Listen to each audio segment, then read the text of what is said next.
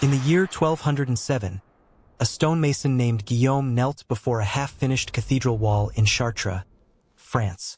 His hands trembled as he carved a symbol into the limestone, a geometric pattern that would take modern mathematicians 8 centuries to fully decode. He knew what he was doing was heresy. He knew the punishment was death. But he carved it anyway because the knowledge was too important to die with him. That single stone would become part of a massive conspiracy, hidden in plain sight across Europe for the next 300 years. Across the continent, from Portugal to Poland, from Scotland to Cyprus, master builders were doing the same thing. They were encoding forbidden knowledge into every cathedral, every abbey, every chapel that their order constructed. Mathematical principles that shouldn't exist yet. Astronomical observations that contradict official history. Geometric proportions that induce altered states of consciousness. Sacred ratios that connect directly to pre-Christian mystery schools. Each stone was a word. Each cathedral was a book. And together, they formed a library of secrets that the Vatican would spend centuries trying to destroy. The Knights Templar didn't just protect pilgrims on the road to Jerusalem. They protected something far more dangerous: the truth. For 200 years, they gathered forbidden texts from the Holy Land, ancient knowledge from Egypt, mystery school teachings from Greece and Persia. They discovered things that threatened the very foundation of church doctrine. Things that would collapse the power structure of medieval Christianity. So they did what any secret society would do. They hid it where no one would think to look. In the architecture itself. When Friday the 13th, October 1307 arrived, King Philip the Beautiful of France arrested every Templar he could find. Torture, confessions extracted under duress, burnings at the stake. But here's what they missed. The knowledge was already safe, carved into stone, encrypted in measurements, hidden in acoustic frequencies. The Templars who burned at the stake died knowing their secrets would survive them, preserved in the very cathedrals where their accusers would kneel to pray.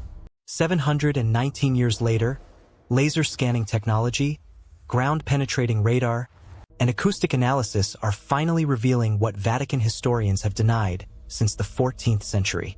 The Templar cathedrals weren't just houses of worship. They were three-dimensional codices, and the codes they contain are only now beginning to speak. The question is no longer whether the Templars hid something. The question is, what happens when we finally decode everything they left behind? You have been taught that the great cathedrals of Europe are monuments to Christian faith. You have been told they represent the pinnacle of medieval devotion, architectural masterpieces built solely for the glory of God. You have been lied to. What if I told you that for every stone you see in these magnificent structures, there were 10 more that were deliberately destroyed? What if the cathedrals you know today are merely the sanitized remnants of something far more dangerous, something so heretical that the Vatican spent centuries erasing every trace of it? In 1312, just 5 years after the mass arrest of the Knights Templar, Pope Clement V issued a secret directive.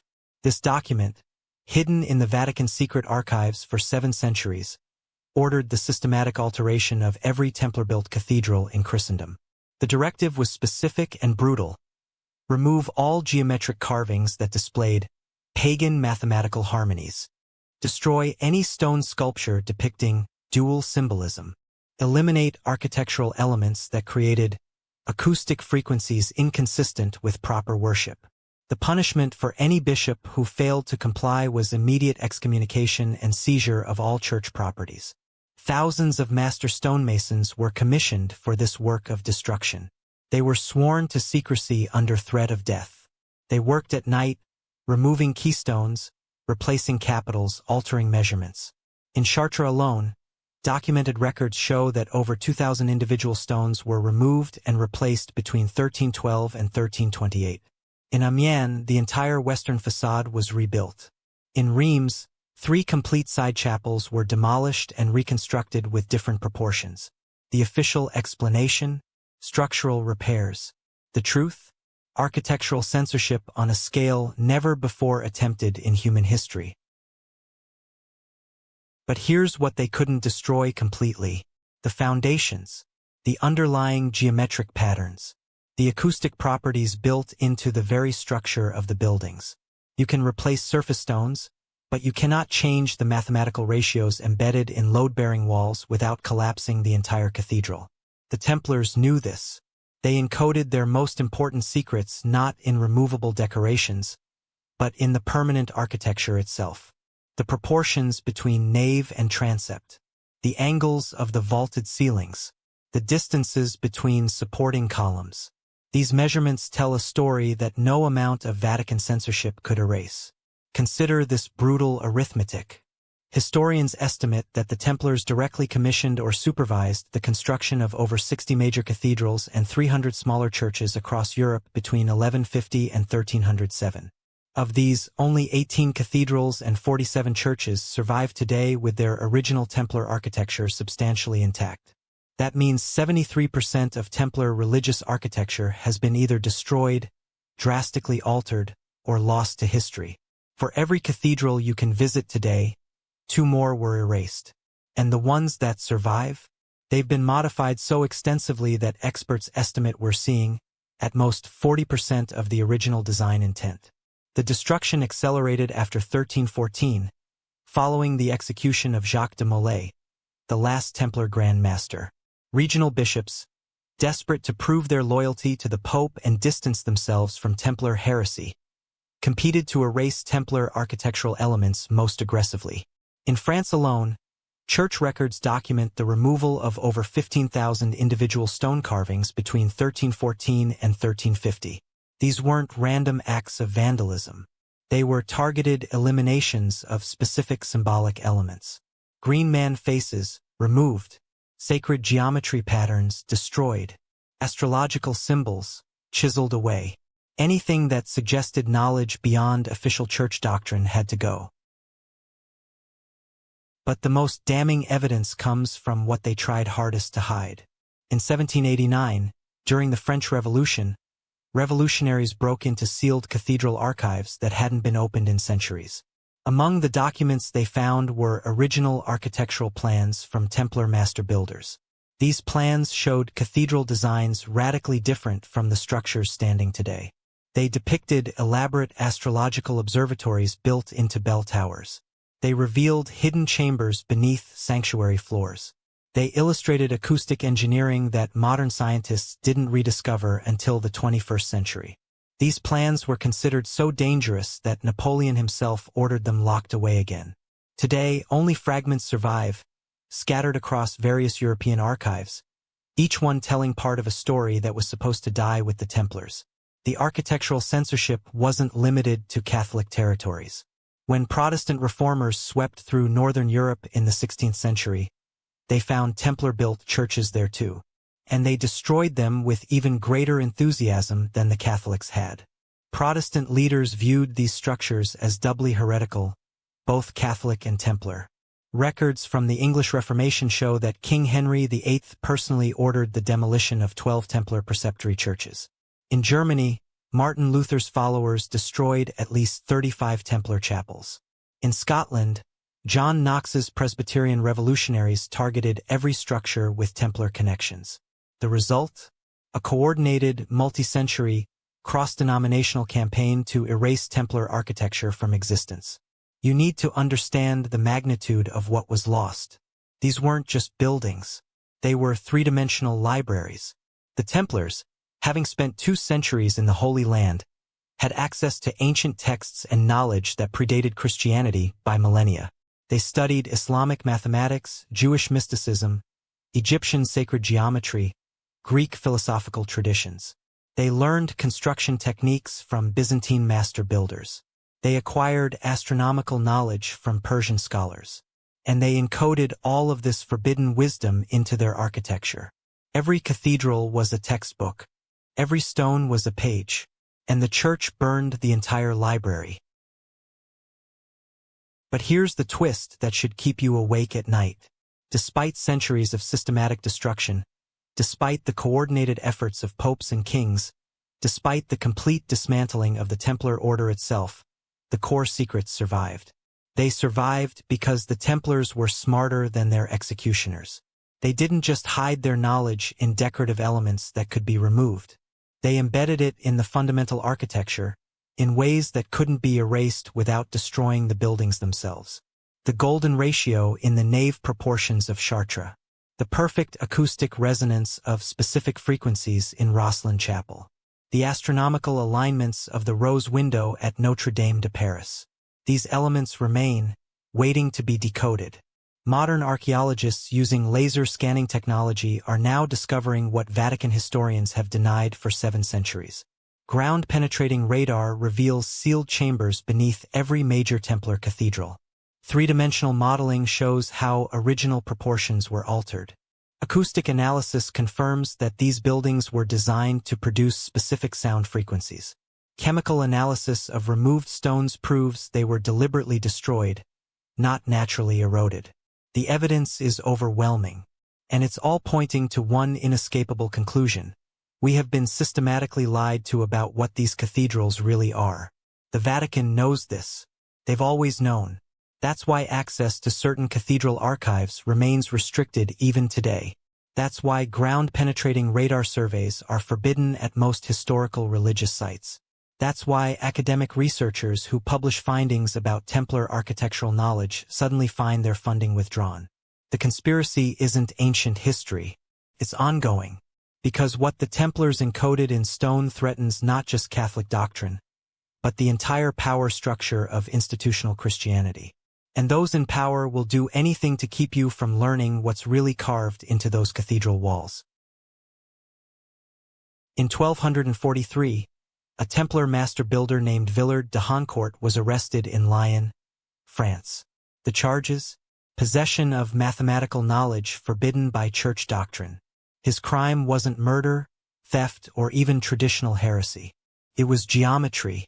When church inquisitors searched his workshop, they found notebooks filled with architectural drawings that demonstrated mathematical principles the official narrative claims weren't discovered until the Renaissance, 2 centuries later. Villard was tortured for 6 days. He never revealed where he learned these techniques. He died without confessing. His notebooks were ordered burned. But 3 copies survived, hidden by his apprentices, and today they sit in the National Library of France, proving that everything you've been taught about the history of mathematics is a carefully constructed lie. The golden ratio. Phi 1.618. You've been told that this mathematical constant was formalized by Euclid in ancient Greece and rediscovered during the Renaissance. That's partially true. What they don't tell you is that the Templars were using phi with absolute precision in their cathedral designs 400 years before Leonardo da Vinci made it famous. Chartres Cathedral, completed in 1220, demonstrates golden ratio proportions in its nave that are accurate to within 0.001%. That level of mathematical precision requires advanced understanding of irrational numbers, trigonometry, and geometric construction. The official history claims this knowledge didn't exist in 1300. The stones of Chartres prove otherwise. But the golden ratio was just the beginning. Templar master builders encoded far more sophisticated mathematics into their sacred architecture. The square root of 2, the square root of 3, the square root of 5. These irrational numbers appear repeatedly in the proportions of Templar cathedrals, used with a precision that suggests not just knowledge but mastery. Consider Notre Dame de Paris, where the ratio between the height of the nave and the width of the transept equals exactly the square root of 3. Or Amiens Cathedral, where the distance from the western entrance to the altar divided by the width of the facade produces the square root of 5. These aren't approximations. These aren't accidents. These are deliberate applications of advanced mathematics that the Church claimed was demonic. And that's exactly what they called it. Demonic. In 1277, the Bishop of Paris, Etienne Tempier, issued the Condemnation of 1277, a document that declared 219 philosophical and scientific propositions to be heretical. Among them, the use of advanced geometry in religious architecture, the application of mathematical ratios derived from the study of proportional harmony. Tempier specifically condemned what he called the pagan application of numerical philosophy to sacred spaces. Translation: if you use mathematics that the Church hasn't approved, you're practicing sorcery. The Templars were doing exactly that. And they knew it was heresy. They did it anyway. Why? Because the mathematics worked. Because these geometric principles produced something extraordinary. Cathedral acoustics that allowed a whisper at one end of the nave to be heard clearly at the altar 300 feet away. Structural engineering that created vaults soaring higher than anything built since the Romans. Light distribution that filled interiors with specific wavelengths at specific times of day. The Templars weren't just building churches. They were constructing precision instruments. And the fuel for these instruments was mathematics that officially didn't exist yet. The vesica piscis, two overlapping circles of equal radius, creating an almond-shaped intersection. This simple geometric form appears in every single Templar cathedral, hidden in the proportions of windows, doorways, and vaulted ceilings. The Church taught that the vesica piscis represented the fish symbol of early Christianity. The Templars knew it represented something far older and far more powerful. It's the geometric foundation of the square root of 3.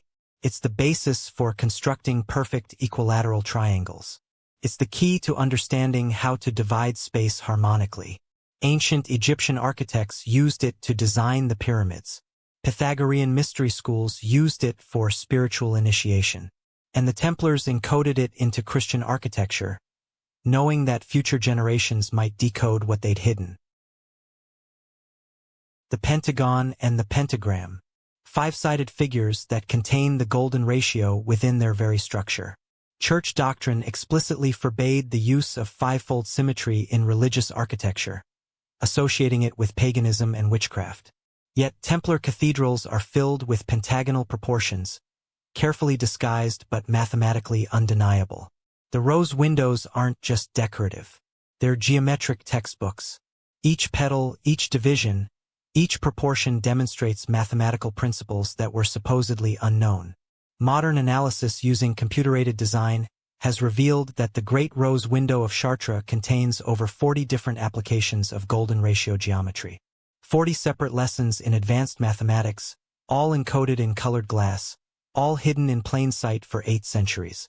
But here's where it gets truly dangerous. The Templars weren't just using mathematics they'd learned from ancient texts. They were developing new mathematical techniques. They were innovating. Original research in geometry, conducted in secret, preserved in stone. Archaeomathematicians studying Templar architecture have identified geometric construction methods that don't appear in any written mathematical treatise until the 1500s. These techniques exist only in the architecture itself. The Templars were conducting mathematical research, documenting their findings not in manuscripts that could be burned, but in stone that would endure. Consider what this means. For 2 centuries, the Knights Templar operated what was effectively a secret scientific academy. They studied ancient mathematical texts from Egypt, Greece, Persia, and the Islamic world. They experimented with geometric principles in their architecture. They trained successive generations of master builders in techniques that were forbidden by church doctrine. They created a parallel mathematical tradition, hidden within the very structures built to glorify the Christian God. And when the order was destroyed, this knowledge didn't die. It survived, encoded in the architecture, waiting for someone smart enough to decode it. The church knew what they were doing. That's why the charges against the Templars included accusations of studying forbidden geometry and applying pagan mathematics to sacred construction. That's why so many of the confessions extracted under torture specifically mentioned mathematical knowledge. That's why the Vatican ordered the systematic alteration of Templar architecture immediately after the order's suppression. They understood that the stones themselves were evidence of heresy. Mathematical heresy, the worst kind because it could be proven. You can torture a man into confessing anything, but you cannot torture mathematics into being wrong. The proportions are either correct or they're not. And in Templar cathedrals, they're always correct. Modern mathematicians are only now beginning to understand the full scope of what the Templars knew. Fractal geometry in the branching patterns of Gothic vaulting. Fibonacci sequences in the proportional divisions of facades. Golden spirals in the layout of floor plans. These aren't medieval superstitions. These are advanced mathematical concepts that contemporary claims weren't understood until the 20th century. Yet there they are, carved in stone, built into structures that are 800 years old. The evidence is irrefutable. Either the Templars possessed mathematical knowledge far beyond their supposed capabilities, or everything we've been taught about the history of mathematics is fundamentally wrong. The answer, of course, is both. The Templars did possess advanced mathematical knowledge, and the history we've been taught is fundamentally wrong. It's wrong because it was deliberately falsified, because admitting that medieval religious warriors understood complex geometry would require explaining where they learned it, and that explanation would lead directly to texts and traditions that the Church spent centuries suppressing. Islamic mathematics, Jewish Kabbalah, Egyptian sacred geometry, Pythagorean philosophy, all of these forbidden sources of knowledge flowing into Templar architecture.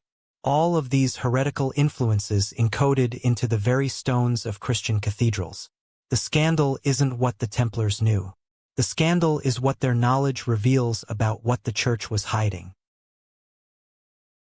Look up at the ceiling of any Gothic cathedral. What do you see? Arches, vaults, decorative elements celebrating Christian glory. Now look closer. Look at the capitals of the columns, where stone meets stone. Look at the corbels jutting from the walls. Look at the gargoyles leering from the roofline. You'll start to see faces that have no business being in a Christian church. Faces with leaves growing from their mouths. Faces with horns. Faces that are half human, half beast. These aren't decorations. They're declarations of war. The Templars filled their cathedrals with pre-Christian symbolism, pagan imagery, and esoteric codes that directly contradicted church doctrine. And they did it right under the noses of bishops and cardinals who either didn't understand what they were seeing or were too terrified to acknowledge it. The Green Man. If you've never heard of him, the Church has done its job well. This foliate head, a human face with vegetation sprouting from the mouth, nose, and eyes, appears in virtually every Templar cathedral in Europe. Chartres has 73 Green Man carvings. Rosslyn Chapel in Scotland has over 100. Lincoln Cathedral has 37. These aren't isolated artistic choices by individual stonemasons. This is a coordinated symbol system, deliberately placed, repeated across centuries and geography. The Green Man is a Celtic pagan deity, representing the cycle of growth, death, and rebirth. He predates Christianity by at least a millennium. Yet there he is, watching from the shadows of every Templar church, a permanent reminder that the old gods never truly died. But the Church couldn't openly acknowledge these carvings without admitting their significance. To identify them as pagan would be to confess that pagan symbols had infiltrated the holiest Christian spaces. So they pretended not to see them, or they claimed they represented the triumph of Christianity over worship. That excuse works until you examine where these green men are placed. They're not defeated or subdued. They're positioned in places of honor, above altars, on keystones that hold the entire vault structure together, in the most prominent locations where the eye naturally falls. The Templars weren't depicting the defeat of paganism. They were celebrating its survival. Then there are the Black Madonnas, dark-skinned representations of the Virgin Mary that appear in dozens of Templar churches across Europe. Chartres has one. Montserrat in Spain has one. Częstochowa in Poland has one. The official explanation is that these statues darkened over time from candle smoke and age. That explanation collapses under the slightest scrutiny. Chemical analysis proves many were carved from naturally dark wood or stone. Historical records describe them as black from their creation. The truth? These Black Madonnas connect directly to pre-Christian mother goddess worship. Isis in Egypt, Cybele in Rome, Artemis in Ephesus. All were depicted with dark skin. All represented divine feminine power that predated patriarchal Christianity. The Templars knew this. They encoded goddess worship into Marian devotion, hiding the old religion inside the new. The symbolism gets more explicit when you know what to look for. Rosslyn Chapel in Scotland, built by Templar descendants after the order's suppression, is a three-dimensional encyclopedia of forbidden symbols. Alchemical emblems cover the walls. Masonic imagery predates official Freemasonry by 2 centuries. Corn plants from the Americas carved in stone decades before Columbus supposedly discovered the New World. But the most shocking element? The apprentice pillar, a twisted column covered in serpents ascending toward knowledge. This is the tree of knowledge from Eden but inverted. In Christian theology, the serpent represents temptation and fall. In Gnostic and pre-Christian tradition, the serpent represents wisdom and enlightenment. The Templars chose the serpent. That choice tells you everything about whose side they were really on. Look at the positioning of symbols in relation to the cardinal directions. This is where the rebellion becomes mathematically precise. East, where the altar stands, represents Christ and Orthodox Christianity. That's the public face. But look west, toward the entrance. That's where you find the truly subversive imagery.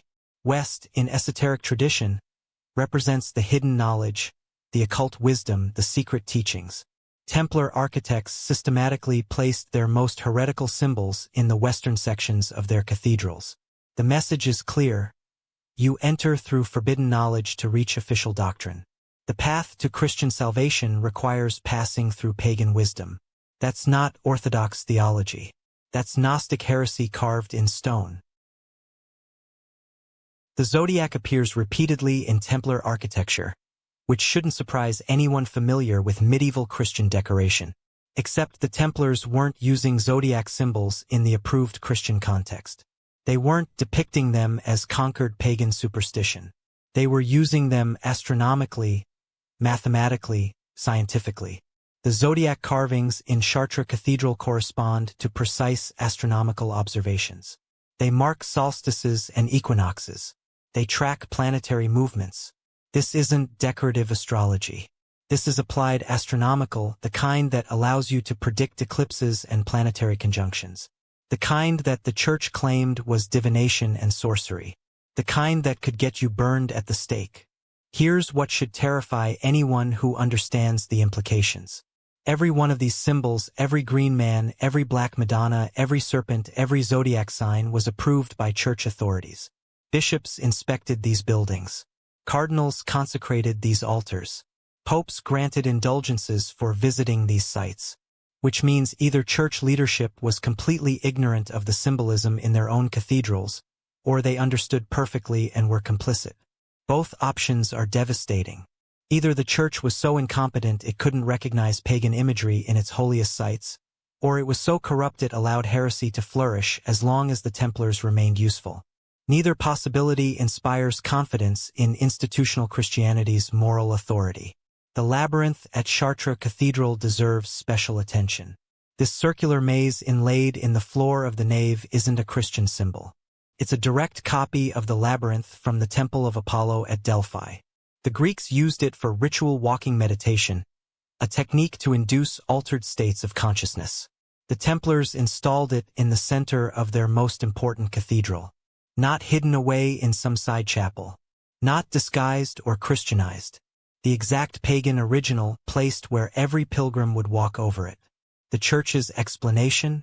It represents the difficult path to salvation. The reality? It's a functional tool for consciousness alteration, the same tool used in pre-Christian mystery religions for initiatory experiences. Let's address the most controversial symbol, the double-headed eagle. This appears in Templar architecture decades before it became the official symbol of the Holy Roman Empire. The double-headed eagle is Byzantine, inherited from the Eastern Roman Empire, which inherited it from Sumerian and Hittite traditions. It represents duality, East and West, spiritual and temporal power, exoteric and esoteric knowledge. When the Templars carved it into their buildings, they were making a statement about dual authority. They weren't just subject to Rome. They acknowledged an older, deeper source of legitimacy. They were saying, we serve two masters. One is visible. One is not. The pentagram appears too, though you have to look carefully. It's usually disguised, hidden in the proportions of five-petaled roses, in five-fold divisions of windows, in the geometric relationships between architectural elements. The Church explicitly associated the pentagram with witchcraft and demon summoning. The Templars embedded it throughout their sacred architecture. Not because they worshipped demons, but because they understood the pentagram as a geometric key to understanding natural harmony. The five-pointed star contains the golden ratio. It represents the human form, arms and legs extended. Its geometry as theology, the belief that mathematics reveals divine truth. That belief is heresy when it contradicts church authority about the of God. Every single one of these symbols survived 8 centuries of church control. Bishops walked past them daily. Priests celebrated Mass beneath them. The faithful prayed surrounded by them. Yet they remained. Why? Because removing them would require admitting what they represent. It would require confessing that the holiest sites in Christendom are filled with pagan symbology. It would require explaining how this happened. And that explanation would lead inevitably to questions about Templar knowledge, about what they learned in the Holy Land, about what secrets they brought back that threatened the Church's monopoly on truth. Better to pretend the symbols don't mean anything than to acknowledge their true significance.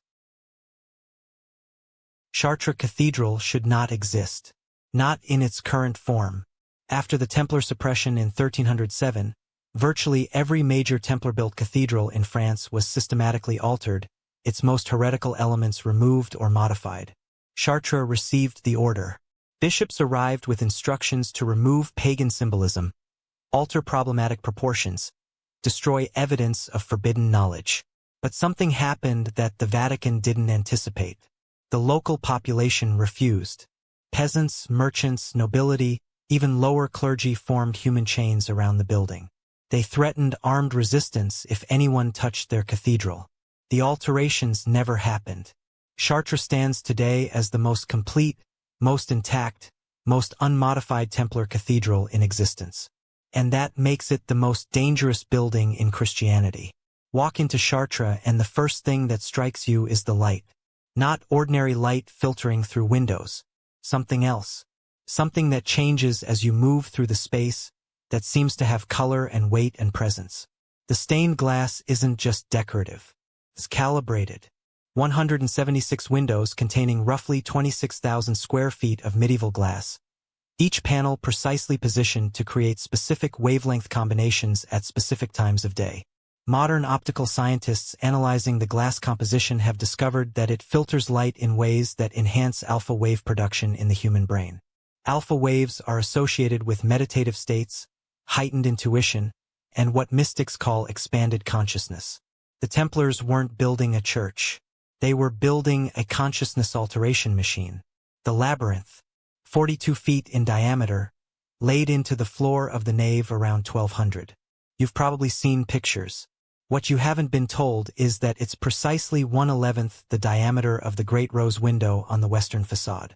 If you could lift that window and lay it flat on the floor, it would fit perfectly around the labyrinth with the outer edge of both circles touching. This isn't aesthetic symmetry. It's functional geometry. The rose window and the labyrinth form a pair working together. One processes light from above. One processes movement from below.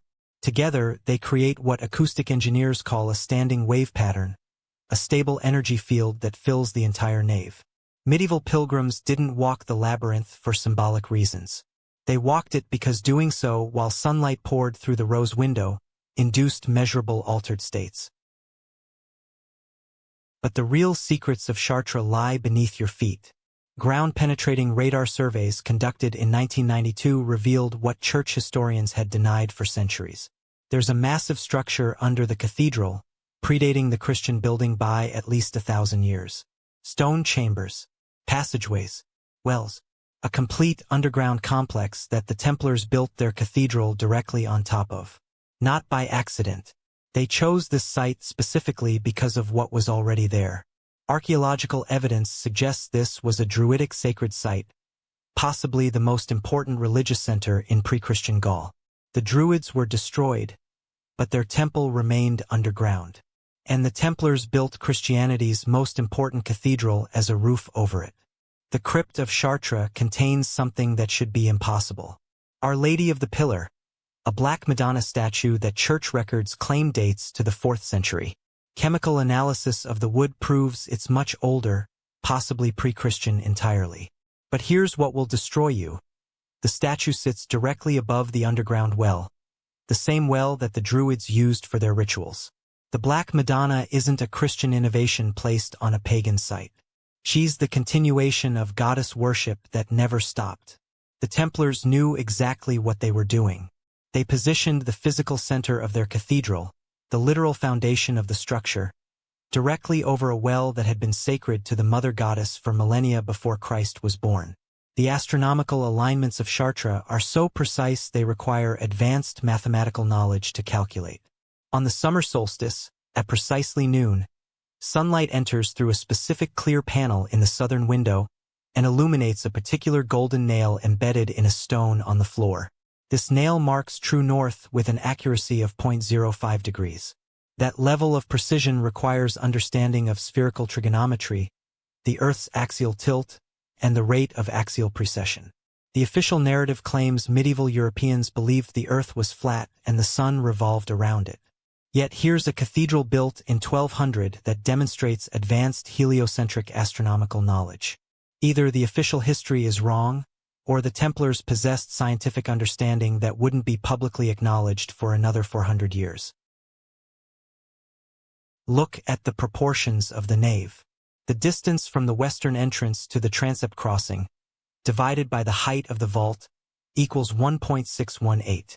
The golden ratio, exact to 4 decimal places. But it gets more specific. The width of the nave divided by the width of the side aisles equals the square root of 2. The height of the clerestory divided by the height of the arcade equals the square root of 3. These aren't approximate. These are precise mathematical relationships encoded into the fundamental structure of the building. Every measurement reinforces the same geometric principles. Phi, the square roots of prime numbers, the Fibonacci sequence. This cathedral is a three-dimensional mathematical textbook, teaching principles that official history claims weren't understood in 1200. The rose windows deserve their own discussion. The north rose window, known as the Rose of France, contains 180 individual panels arranged in perfect geometric harmony. But count them carefully. The panels are organized in groups of 5, 10, and 20, all multiples of 5. The entire design is based on pentagonal symmetry, the same fivefold geometry that the Church explicitly forbade as demonic. And in the center, a representation of Mary and child surrounded by doves. But the doves aren't positioned randomly. They form a pentagon. The most sacred Christian symbol in the window is framed by the most condemned pagan geometry. That's not accidental placement. That's deliberate theological rebellion. The architectural mistakes that aren't mistakes. The south tower is taller than the north tower by 11 feet. The nave is slightly off-axis from the choir. The floor slopes gradually downward from west to east. Official explanations blame medieval construction limitations or foundation settling. Detailed analysis reveals something else entirely. The height difference between towers creates an acoustic asymmetry that enhances specific sound frequencies. The misalignment of nave and choir orients the building to magnetic north rather than true north. The floor slope, when combined with the acoustics and the geometry, creates what modern sound engineers call a reverberation sweet spot directly above the labyrinth. Every supposed mistake is actually a precise calibration, fine-tuning the building to function as an instrument of consciousness transformation. Why did Chartres survive when other Templar cathedrals were altered? The official story is local resistance. The real reason is more disturbing. Chartres survived because it was too perfect to destroy. The proportions are so precisely calculated that removing any significant element would destabilize the entire structure. The Templars designed it that way deliberately. They built redundancy into every arch, but they also built interdependence. Touch one stone and you risk collapsing the whole cathedral. The Vatican understood this. They couldn't remove the heretical symbolism without demolishing the building entirely. And they couldn't demolish it without explaining why. So they left it standing. A permanent monument to everything the Church tried to erase. Modern technology is revealing secrets that 8 centuries of Church control couldn't hide. Laser scanning shows that specific stones throughout the cathedral are carved with miniature geometric patterns invisible to the naked eye. These patterns aren't decorative. They're instructional, showing the mathematical relationships used in the cathedral's construction. Three-dimensional modeling reveals that the entire building generates a standing acoustic wave at 432 Hz, a frequency that researchers have linked to enhanced states of awareness. Chemical analysis of the stone itself shows trace elements that shouldn't be present in local limestone, suggesting materials were imported from sites sacred to pre-Christian religions. Every new scientific examination reveals another layer of intentional design, another secret encoded in stone. Chartres represents something that terrifies institutional Christianity more than any written heresy ever could.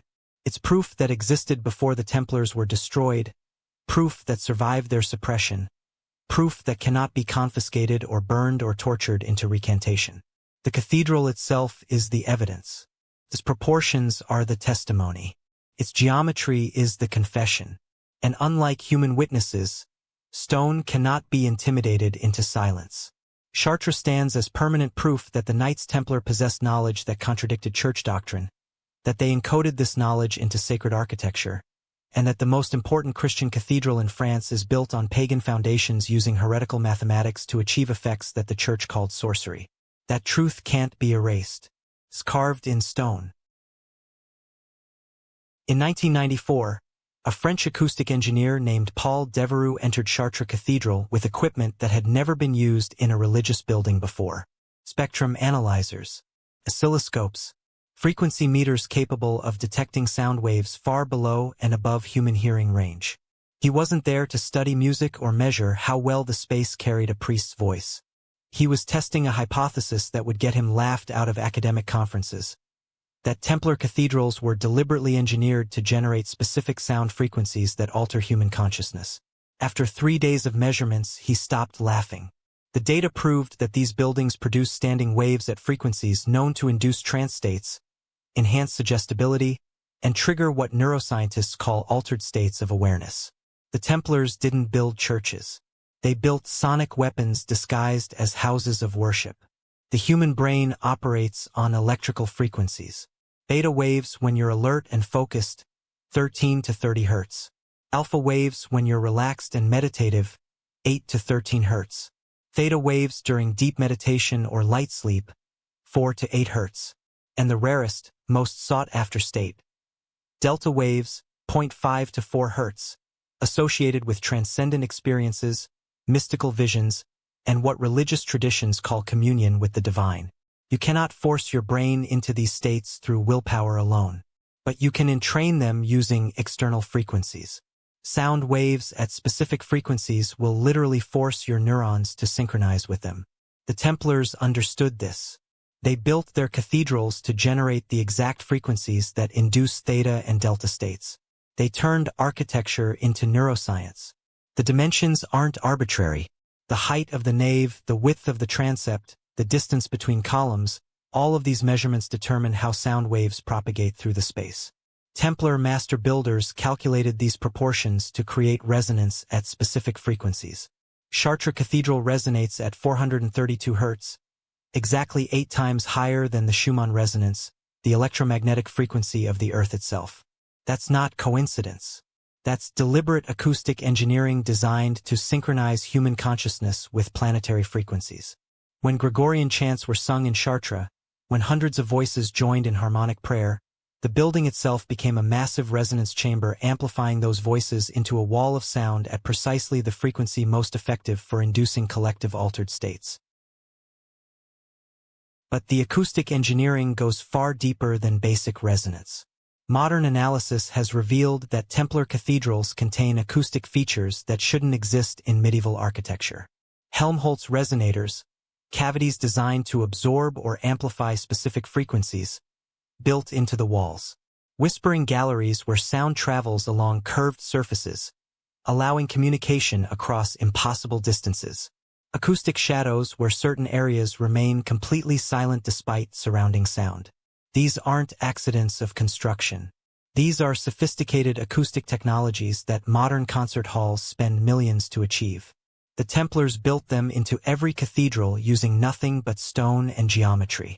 The question isn't how they knew to do this. The question is where they learned it. The answer lies in their time in the Holy Land. Islamic architects had been studying acoustics for centuries before the Crusades. The Great Mosque of Damascus, built in 715, demonstrates acoustic principles that European builders supposedly didn't understand until the Renaissance. The Dome of the Rock in Jerusalem contains resonance chambers that modern engineers still can't fully explain. The Templars spent 2 centuries stationed next to these buildings. They didn't just occupy the Holy Land. They studied it. They learned from Islamic engineers, absorbed their knowledge, and brought it back to Europe. But they couldn't openly admit they'd learned advanced from Muslims. So they encoded it into cathedral architecture and let the church believe it was divine inspiration. The forbidden frequency, 6.3 Hz.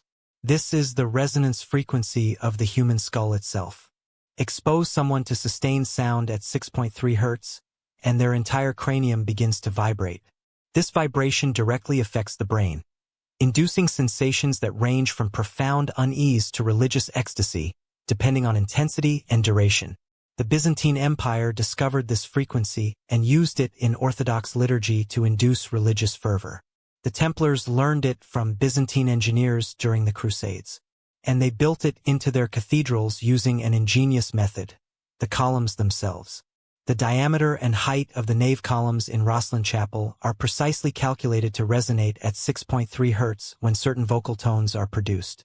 The building turns human voices into a neurological weapon. Pipe organs changed everything. Before organs, the acoustic properties of Templar cathedrals were activated by human voices, by chants and prayers that took years to master. The introduction of pipe organs in the 12th and 13th centuries democratized the power. Anyone who could play the instrument could generate the frequencies that altered consciousness. But here's what they don't tell you. The pipe organs were positioned in specific locations within the cathedrals, locations chosen not for visibility or tradition, but for optimal acoustic effect. The organ at Chartres sits in a position that, when played at specific frequencies, creates standing waves that fill the entire nave with sound at precisely the theta wave frequency. This isn't musical preference. This is weaponized architecture. The Vatican understood the danger. In 1324, Pope John XXII issued a papal bull condemning certain types of polyphonic music in religious services. The official reason? These complex harmonies distracted worshippers from proper devotion. The real reason? These harmonies, when sung in acoustically engineered Templar cathedrals, produced overtones and undertones at frequencies that induced altered states the church couldn't control. The music didn't just sound beautiful. It rewired consciousness. And the Templars had written hundreds of specific chants designed to exploit the acoustic properties of their buildings. When the order fell, the Vatican moved quickly to ban these musical forms, claiming they were inappropriate for worship. The truth? They were too effective at doing exactly what they were designed to do. Modern research has revealed something even more disturbing. The acoustic properties of Templar cathedrals don't just affect consciousness. They affect DNA. Russian scientists studying the effects of sound on genetic material discovered that certain frequencies cause DNA molecules to resonate, potentially affecting gene expression. The specific frequencies they identified as most active, between 428 and 440 Hz, the exact range that Templar cathedrals naturally generate through their architectural resonance. Whether the Templars understood genetics in the modern sense is irrelevant. They understood that certain sounds, produced in certain spaces, created profound and lasting changes in human beings. That understanding was enough. The destruction of acoustic evidence after 1307 was systematic and brutal. Church authorities didn't just remove symbolic carvings. They altered the acoustic properties of Templar cathedrals. Walls were thickened, changing resonance frequencies. Additional columns were added, disrupting standing wave patterns. Ceilings were lowered, shifting harmonic ratios. These modifications were described as structural reinforcements or aesthetic improvements. In reality, they were acoustic sabotage. The church was deliberately destroying the consciousness-altering properties of Templar architecture. They understood that the buildings themselves were dangerous, that simply standing in these spaces could induce states of awareness that threatened church control. Better to ruin the acoustics than risk uncontrolled mystical experiences among the faithful. But they couldn't destroy everything. The fundamental geometry remained. The proportions, once built into load-bearing structures, couldn't be changed without collapse. So the core acoustic properties survived in buildings like Chartres, Rosslyn, and the Portuguese Templar sites. Modern acoustic engineers testing these spaces report experiencing phenomena they can't explain. Sensations of presence, auditory hallucinations, time distortion, visual anomalies. These aren't subjective impressions. These are measurable neurological effects caused by sustained exposure to the frequency patterns these buildings generate. The cathedrals are still functioning exactly as designed, 800 years after their creators were burned at the stake for heresy. Consider what this means for the religious experience itself. How many medieval visions of saints and angels were actually neurological effects induced by standing in acoustically engineered spaces? How many mystical experiences attributed to divine intervention were actually the result of consciousness-altering frequencies? How much of Christian religious history is built on neurological manipulation through architectural acoustics? The Templars knew that religious fervor could be engineered, that devotion could be induced, that mystical states could be triggered on demand. They built machines to do exactly that. And then the Church condemned them for heresy while continuing to use the machines the Templars had built. On October 13, 1307, King Philip the Beautiful of France arrested every Templar in his kingdom. On the same day, King Edward II of England did the same. Within weeks, Templar properties across Europe were seized, knights imprisoned, torture chambers prepared. But in Portugal, something extraordinary happened. King Dinis I received the papal order to arrest the Templars. He read it carefully. Then he did nothing. Not just nothing. He actively protected them. When the Pope demanded compliance, Dinis claimed his Templars were innocent of all charges.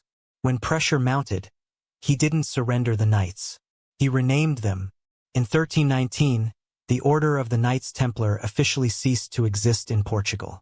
The Order of Christ was founded that same year, inheriting all Templar properties, all Templar knowledge, all Templar secrets.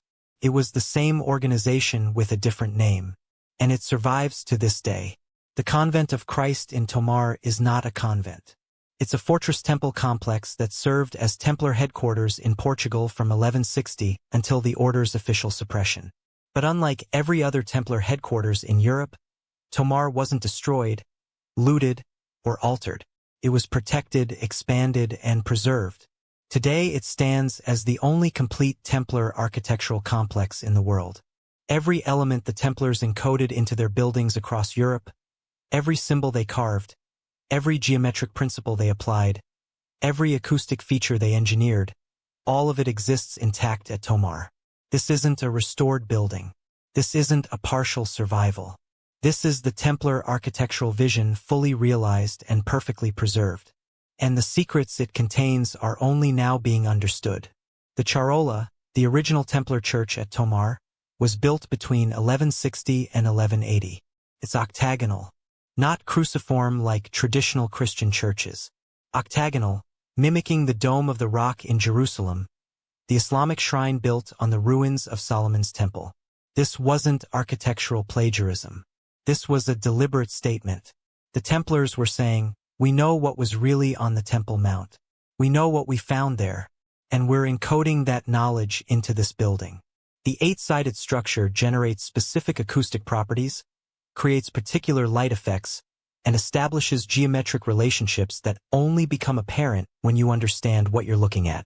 The octagon is a mathematical bridge between the square and the circle, between earth and heaven, between material and spiritual.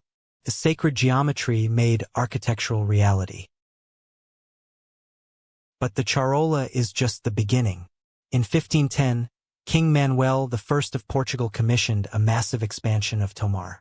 He brought in architects who were descendants of Templar master builders, men who had inherited secret knowledge passed down through generations. What they created is called the Manueline style, a brief architectural flowering that appeared nowhere else in Europe. Manuline architecture is characterized by elaborate stone carvings that seem to defy gravity, windows so complex they appear almost organic, and symbolic elements that blend Christian, Islamic, Jewish, Hindu, and purely alchemical imagery. The style emerged fully formed, lasted exactly 60 years, then disappeared. It was Templar knowledge finally given free expression, a brief window when the secrets could be carved openly before Catholic orthodoxy reasserted control. The Manuline window at Tomar deserves to stand as one of the most important esoteric documents in existence. This window, approximately 15 feet tall, is not designed to be looked through. It's designed to be read. The frame is formed by rope carvings that spiral upward, representing the path of initiation. Coral formations symbolize organic growth and transformation. Chains represent binding, and maritime imagery connects to Portugal's Age of Discovery, which was funded and navigated by the Order of Christ, the Templar successors. But the central element is what destroys any attempt at Orthodox Christian interpretation. A massive root system that spreads across the bottom of the window, from which all the other elements grow. This isn't the tree of knowledge. This is the world tree, Yggdrasil from Norse mythology, the axis mundi from virtually every pre-Christian religious tradition. The most important window in the most important Templar site in the world is crowned with pagan cosmology. The nautical elements throughout Tomar tell another story the Church would prefer remained hidden. Armillary spheres, celestial navigation instruments, appear repeatedly in the stone carvings. These weren't just decorative. The Order of Christ funded Portuguese maritime exploration. Vasco da Gama wore the Order's cross on his sails when he rounded the Cape of Good Hope. Prince Henry the Navigator was the Order's Grand Master. The Portuguese Age of Discovery wasn't a spontaneous burst of exploration. It was a planned operation using Templar-preserved navigation techniques, maritime knowledge acquired in the Holy Land, and possibly maps showing lands that officially hadn't been discovered yet. Remember those corn carvings at Rosslyn Chapel, carved before Columbus sailed? Tomar has them too. Pre-Columbian American imagery carved into Portuguese Templar architecture. Someone knew the Americas existed before official history claims they were discovered. The Knights Dormitory at Tomar contains acoustic features that modern sound engineers cannot replicate with contemporary technology. The ceiling is designed so that a whisper in one corner can be heard clearly 150 feet away in the opposite corner, but cannot be heard by someone standing halfway between. This isn't just impressive architecture. This is intelligence technology. Secret communications in a crowded room. The ability to share information without nearby listeners overhearing. The Templars were building secure communication systems into their architecture 5 centuries before encrypted radio was invented. These weren't monks in simple prayer. These were intelligence operatives working in deep cover, maintaining secret networks across continents, protecting knowledge that could topple governments and religions. The underground chambers at Tomar have never been fully explored. Ground-penetrating radar shows a complex network of tunnels, cisterns, and rooms extending deep beneath the visible structure.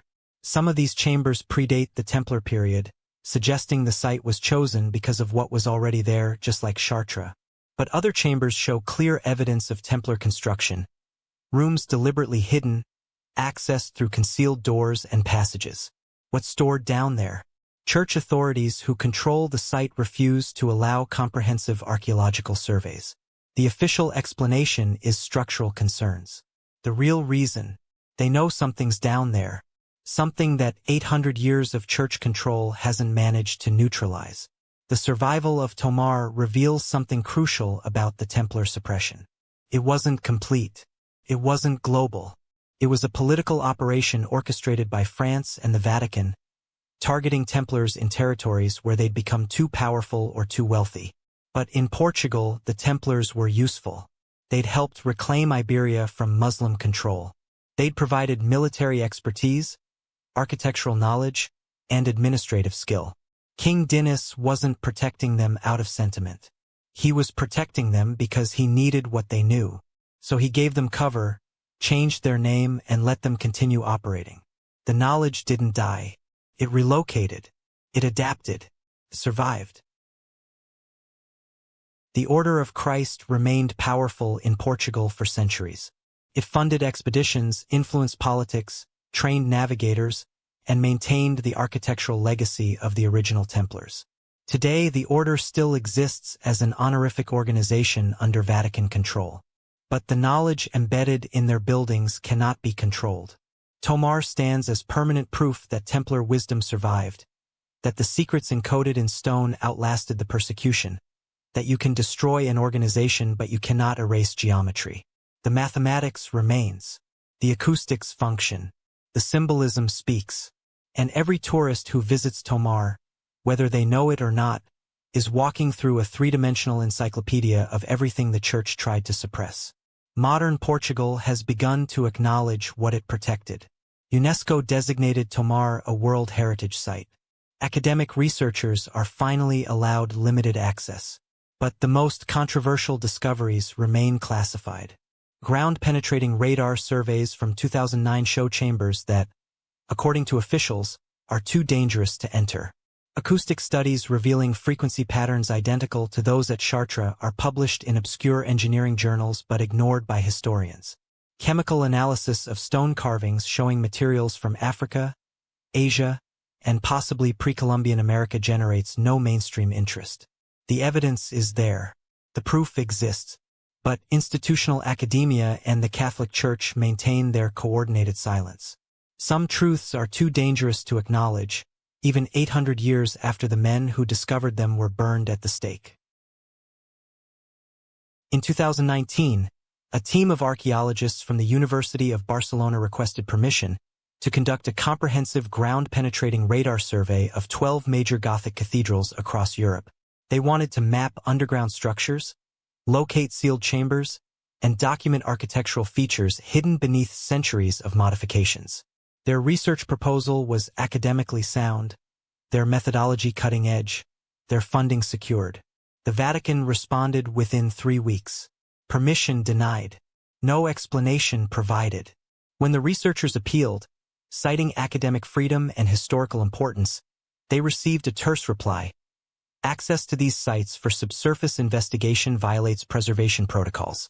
Translation: You're not allowed to look under these churches because we know what you'll find. The 21st century suppression of Templar knowledge is not historical curiosity. It's active, ongoing, and increasingly desperate. Laser scanning technology has become the Vatican's worst nightmare. LiDAR, light detection and ranging, can map three-dimensional structures with millimeter precision without touching them. Between 2015 and 2023, independent research teams conducted LiDAR surveys of 17 Templar-built cathedrals. What they discovered rewrites architectural history. Hidden chambers sealed behind walls. Geometric patterns carved into stones and then covered over. Entire sections of buildings that were demolished and rebuilt with different proportions. Most shocking, every single cathedral surveyed contains sealed spaces that ground-penetrating radar confirms are empty rooms, not structural voids. Empty rooms deliberately hidden. Rooms that have been sealed for centuries. Rooms that someone doesn't want opened. Chartres Cathedral underwent LiDAR scanning in 2016 as part of a supposed restoration project. The data was immediately classified by French cultural authorities. But portions leaked. What they showed paralyzed academic historians who saw them. The current cathedral sits atop not one but 3 previous structures. The earliest dates to approximately 800 before the current era, making it contemporaneous with Greek temples and predating Christianity by 8 centuries. Stone analysis from the deepest level shows construction techniques identical to megalithic sites in Britain and Ireland. Whoever built the original structure at Chartres possessed engineering knowledge that official history claims didn't exist. The Templars didn't choose this site randomly. They built their most important cathedral directly on top of something far older, far stranger, and far more important than anyone has admitted. Acoustic analysis using modern spectral technology reveals something that should be impossible. Every Templar cathedral tested, regardless of size or location, produces the same fundamental resonance frequency when properly activated. 432 Hz. Not approximately. Exactly 432 Hz. accurate to within 0.1 Hz across buildings separated by thousands of miles and built over a span of 2 centuries. This level of acoustic consistency requires either impossible coincidence or coordinated design using a master template. The Templars were building to a specification, following a plan that ensured every cathedral would resonate at the same frequency. Why? Because 432 Hz is 8 times the Schumann resonance, the electromagnetic frequency of Earth itself. They were building planetary resonance chambers disguised as churches. The chemical analysis of stones removed during 19th and 20th century cathedral restorations has produced results that academic institutions refuse to publish. Limestone from Chartres contains trace elements found only in quarries near the Dead Sea. Granite used in Rosslyn Chapel includes minerals native to Egypt's Aswan region. Marble in Portuguese Templar sites shows isotopic signatures matching ancient quarries in Greece that were supposedly abandoned before the medieval period. Either these materials were transported thousands of miles at enormous expense for no apparent reason, or the Templars were deliberately incorporating stones from sacred sites across the ancient world into their new constructions. They were building a network, connecting their cathedrals to sites of power that predated Christianity by millennia. Digital reconstruction of original Templar cathedral designs, before centuries of modification, reveals a pattern that modern architects find disturbing. When you map the locations of major Templar constructions across Europe and overlay their original proportions and orientations, they form a geometric grid. Not a vague arrangement. A precise geometric pattern of interconnected sacred sites aligned to stellar and terrestrial markers. The distances between Chartres, Amiens, Reims, and Notre Dame de Paris form perfect proportions based on the golden ratio. The angle between Rosslyn Chapel, Temple Church London, and Tomar Cathedral aligns exactly with the spring equinox sunrise as viewed from the Temple Mount in Jerusalem. This wasn't random construction. This was a coordinated network spanning continents, built over 2 centuries, following a master plan that treated all of Europe as a single canvas. Modern neuroscience has begun studying the effects of Templar cathedral spaces on human consciousness. Researchers at Cambridge University conducted brain scans of subjects exposed to acoustic recordings made inside Chartres Cathedral. The results were published in a minor journal and immediately disappeared from academic discourse. The recordings, which captured only ambient sound and architectural resonance, produced measurable changes in brain activity. Increased theta wave production. Enhanced interhémisphérique cohérence. Activation of the pineal gland. Subjects reported altered time perception, synesthetic experiences, and spontaneous entry into meditative states. The control group, exposed to recordings from modern churches built without Templar geometric principles, showed no such effects. The buildings themselves are active. They're producing consciousness-altering effects 800 years after their creators died. And institutional refuses to acknowledge it because the implications destroy the narrative of medieval superstition and modern enlightenment. The Vatican secret archives contain an entire section dedicated to Templar architectural documents. This section, officially catalogued as Vatican Secret Archives Section 73, requires special papal permission to access. Since 1900, exactly 4 researchers have been granted access. None have published their findings. 2 died shortly after their research periods ended. 1 recanted his research entirely, claiming his original interpretations were mistaken. The 4th, a French Jesuit named Father Michel Dubois, disappeared in 2007. His last known communication was a letter to his academic supervisor stating he had found proof that Templar cathedrals were designed using principles that proved the existence of pre-Christian advanced civilizations. He was never seen again. Section 73 remains sealed. The knowledge it contains remains suppressed. Crowdsourced archaeology is becoming a problem for institutional control.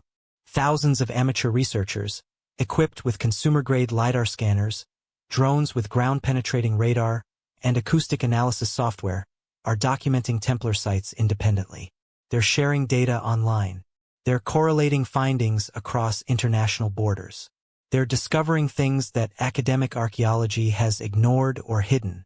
Facebook groups dedicated to Templar architecture regularly post LiDAR scans showing hidden chambers. Channels analyze acoustic properties and demonstrate frequency effects. Online forums collaborate on decoding geometric patterns. The institutional gatekeepers are losing control of the narrative. Too many people are looking. Too many are finding. Too many are refusing to accept official explanations that contradict their own measurements. The most recent and most suppressed discovery came in 2023. A team of independent researchers in Scotland used photogrammetry to create a detailed three-dimensional model of Rosslyn Chapel. When they analyzed the model using architectural software, they discovered something that professional archaeologists had either missed or deliberately ignored. The entire chapel is a three-dimensional geometric diagram teaching advanced mathematical principles. Every architectural element, every carved symbol, every spatial relationship encodes specific mathematical operations. Addition, subtraction, multiplication, division, square roots, cube roots, even logarithmic functions, all demonstrated through spatial relationships. Rosslyn Chapel is a mathematics textbook carved in stone. It teaches principles that were supposedly unknown in 1450 when it was built. The researchers published their findings in an open-access journal. Within 6 months, the journal removed the article. No explanation was provided.